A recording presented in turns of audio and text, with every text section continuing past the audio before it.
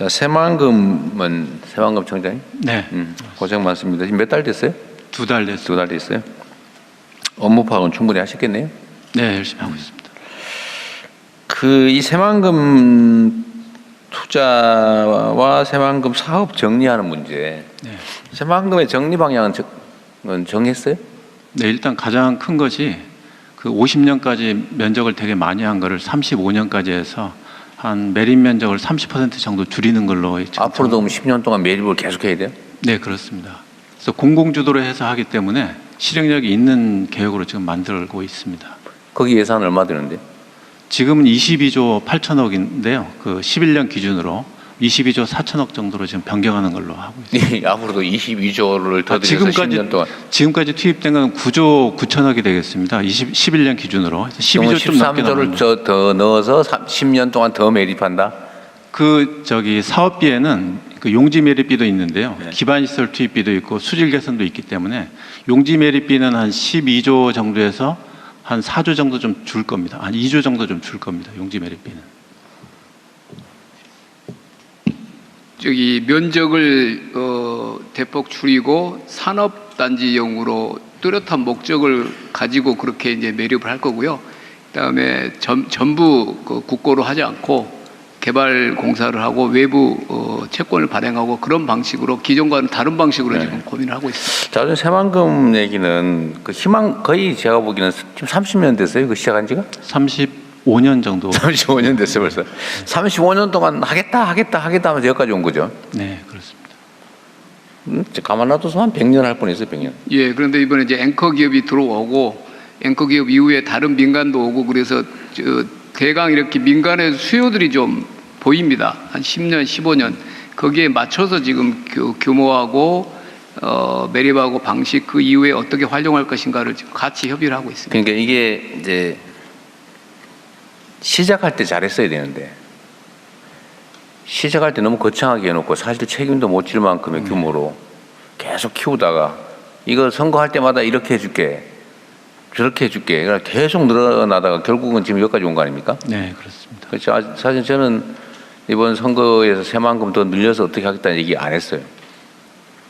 근데 그 이유는 사실은 뭘 안 하려고 한 게 아니고 현실적으로 정리를 해서 현생에 뭔 좀 도움이 돼야지 이런 식으로 계속 한다고 하고 미뤘다가 돈 든다고 또 미루고 하다가 아무것도 못하고 다음 생을 기다려야 될 상황이 되잖아요 지금. 네. 이게 대한민국에서 제일 오래 지연된 사업 아닙니까?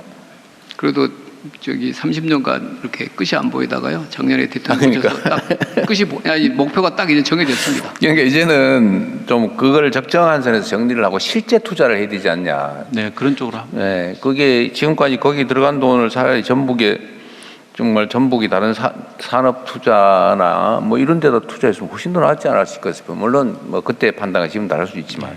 그래서 지금부터라도 실용적으로 접근을 좀 하면 좋겠다 이 말이에요. 네, 그렇게 하겠습니다. 그래서 그것도 어떻게 할지도 빨리 정리를 확정을 해야 되겠죠. 이제 논의를 하고 필요한 있습니다. 부분을 축소하고 버릴 거 과감하게 버리고 바꿀 거 바꾸고 딱 적정한 선에서 닫고 그 내용이 있는 투자를 해야죠. 예를 들면 현대차 로봇 공장을 만들든지 아니면 거기에 관련된 기업들을 뭐 유치하든지 거기에 주력해야 될 것 같다는 생각이 듭니다. 그리고 또 한 가지는 이런 게 있는데 사실 현대차의 그 투자 내역이 사실 엄청난 대규모예요, 그죠? 그런데 딴 데서 여기 9조 한다고 그러다가 딴 데서 800조 이러니까 이게 뭐야 이런 경향이 생긴 것 같아요. 그런데 이게 다른 데가 너무 커서 상상 못할 규모라서 그런 거지. 이게 이 새만금에 유치된 산업 규모도 엄청난 겁니다, 사실은. 네.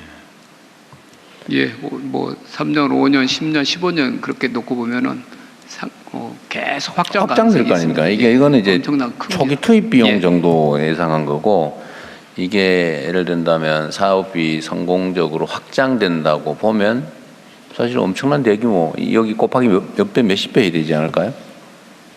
정의선 회장님은 울산만큼 키우겠다고 지난번에 발표하셨습니다. 네. 발표장에서.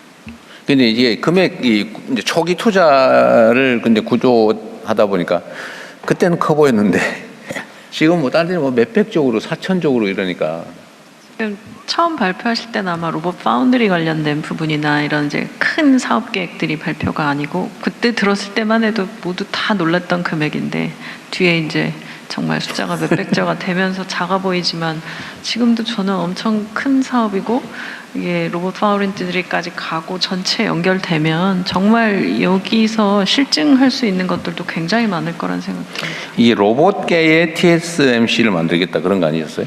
그렇습니다. 주문 제작, 주문 세상에 제작. 상정 가능한 모든 로봇을 만드는 공장을 거기에 구현하겠다 이게 꿈입니다. 네. 그리고 여기 관심 있으신 분들, 저는 이제 일반 시민들은 왜 다른 데다가 저렇게 더 많이 하고 우리는 요거밖에 안 되라고 생각할 수 있는데 책임 있는 사람들이 여기에 대해서 이게 무슨 이상한 소리 하는 건 정말 문제라고 보여져요. 예를 들면 삼성이나 SK가 경제 원리에 따라서 자신들은 기업의 운명을 걸고 정말 정책적 결단을 하는 건데 그게 우리가 무슨 공기업 설립하는 그런 문제가 아니잖아요. 그거 어떻게 여기다 나눠주고 저기 한 개 하고 저기도 좀 섭섭해하니까 하나 넣어 갖고 이렇게 할 수 있는 게 아니라는 겁니다. 그 실현 불가능한 얘기를 해가지고 사람들을 더 섭섭하게 만들면 그게 무슨 해결책이 나와요? 상황을 더 나쁘게 만들죠. 그런 걸 무책임이라고 그러죠. 무책임. 공직자의 제1 덕목은 책임을 지는 겁니다. 책임을. 권한을 가졌기 때문에 권한을 행사할 만큼 행사할 수 있는 만큼 또는 행사한 만큼의 책임을 져야 되는 거예요. 책임지도 못할 얘기를 누구 기분 좋으라고 막 해놓고 나중에 더 나쁜 상황을 만드는 게 그게 가장 나쁜 행동이에요. 그 전북에 우리 세망청장은 거기 계실 테니까 설명을 잘 하십시오. 잘하고 어쨌든 거기도 정부로서는 정말 애써서 만들어낸 유치 성과인데 그리고 사실 전망이 가장 좋은 큰 사업 중에 하나예요. 얼마나 큰 사업인데 그거를 이거 필요 없어 설마 그러는 건 아니겠죠? 네, 그렇습니다. 중요한 건 이제 내년 초에 착공을 해야 되기 때문에 그 부분을 보여주면 아마 가시적으로 보일 것 같습니다. 그리고 가능하면 장래 전망이나 이런 것들에 대한 이해도 좀 높이면 좀 달라질 겁니다. 이게 현대는 최초 발표라서 이게 큰 장기 계획 전체가 아니고 그중에 일부 초기 이것만 순박하게 좀 그런데 하여튼 초기 것만 이렇게 내는 바람에 이렇게 된 거다. 총리님 뭐 하실 얘기 있으면 하십시오. 저는 지금 코레일하고 SRT 관련해서 합쳐지는 게 사실 일반적으로 국민들한테는 좀 와닿는 걸 같고 저도 세종으로 기차 타고 출퇴근하다 보니까 이 부분에서 이제 통합됐을 때 효과가 어떤 건지 좀 설명 좀 궁금하고요.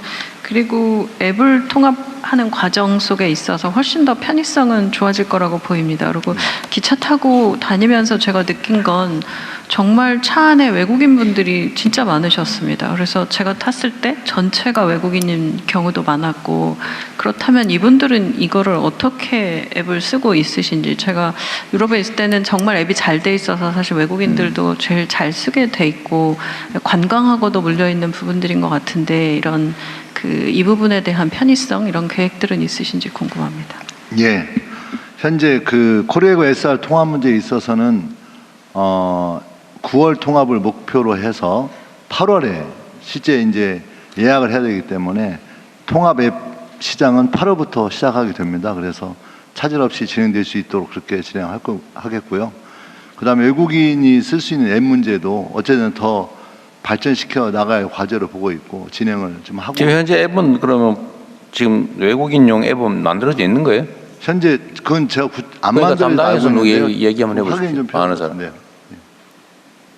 현황이 어떤지 앞으로 어떻게 할 건지.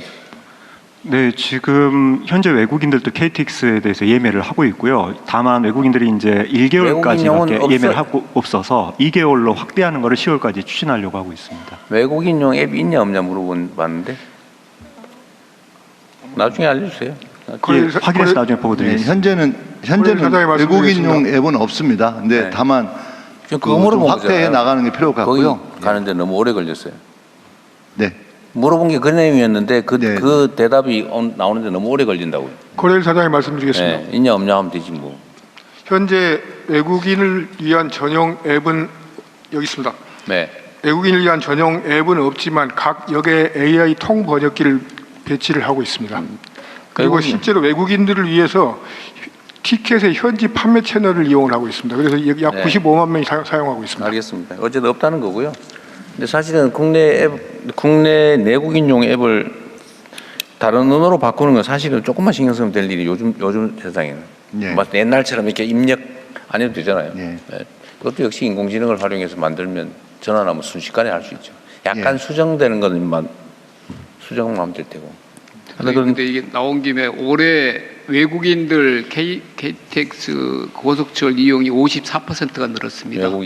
외국인 승객이. 관광객이 그만큼 관광객이 늘어나고 그만큼 늘어서 그다음에 또 지방을 찾아다니니까. 근데 앞으로 이거는 관광 전략이 더 본격화되면 더 폭발적으로 늘 수가 있습니다. 그래서 이거를 지금 사실은 이거 시간이 없어서 그런데 교통 분담 문제에서 철도의 교통 분담률이 너무 높아지고 있다. 예. 그 반대로 얘기하면 교통 분담률이 너무 떨어지면서 전부 다 전기 고속버스 노선이 다 폐쇄되고 있다더라고요. 예. 이거 사실 문제예요. 맞습니다. 그게 이유가 철도 요금이 너무 싸서 그렇다. 그냥 버스 타는 것보다 철도가 훨씬 더 싸고 편하고 빠르다. 예.